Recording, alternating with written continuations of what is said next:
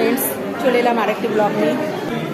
মুর্শিদাবাদের নবগ্রাম থানা ডাহাপাড়া কুন্টেশ্বরী কালীবাড়িতে এসেছি। তো তোমাদের এই মন্দির আমি ঘুরে দেখাবো, কুন্টেশ্বরী মাকেও দর্শন করাবো। এই মন্দিরটি সতীমার 51 পীঠের এক পীঠ। ঠাকুরমশাই, এখানে মায়ের কি কোন অঙ্গ পড়েছিল? মুকুট। আচ্ছা, তো ঠাকুরমশাইয়ের কাছে জানতে পারলাম যে এখানে সতী মায়ের মাথার মুকুট পড়েছিল।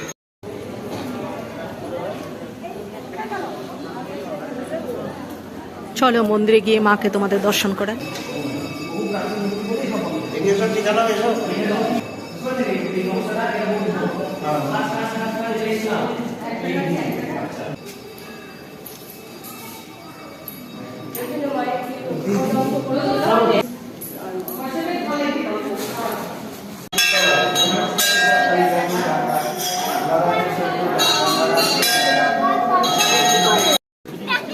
এখানে মাকে পুজো দেওয়ার জন্য পুজোর সামগ্রী আপনারা পেয়ে যাবেন।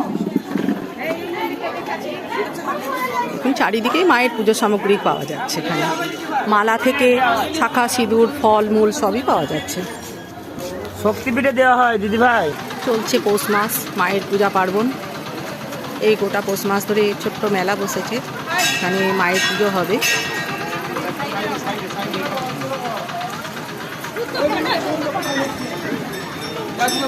এই যে এটা নাট মন্দির হয়েছে নতুন, এটা ছিল না, এটা নতুন হয়েছে। এখানে দেখো মেলা বসেছে। মেলা কিছু আছে।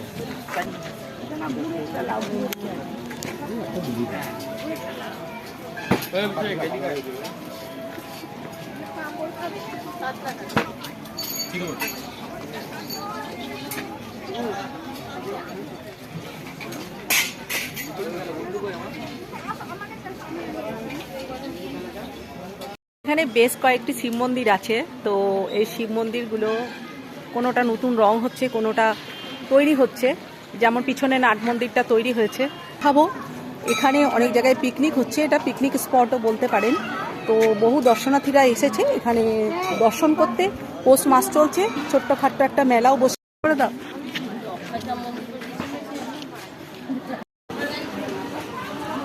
কথিত আছে এই মন্দিরটি সতী মায়ের 51 পীঠের এক পীঠ মন্দির।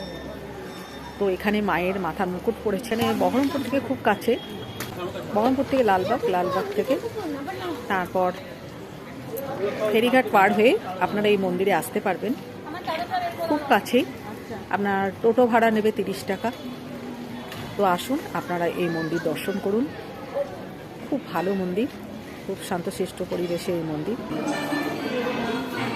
যেটা মায়ের মূর্তির একদম তলায় ঢাকা আছে ব্রহ্মশিলা। প্রত্যেক অমাবস্যায় সকাল 10টার সময় মায়ের ব্রহ্মশিলা স্নান করে। সে সময় যদি কেউ আসে মায়ের ব্রহ্মশিলাকে দর্শন করতে পারে। আজকে মায়ের স্নান করার মধ্যে কাল অমাবস্যায়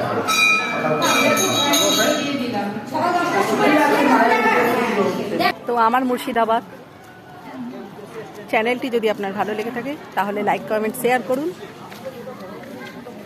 টাটা।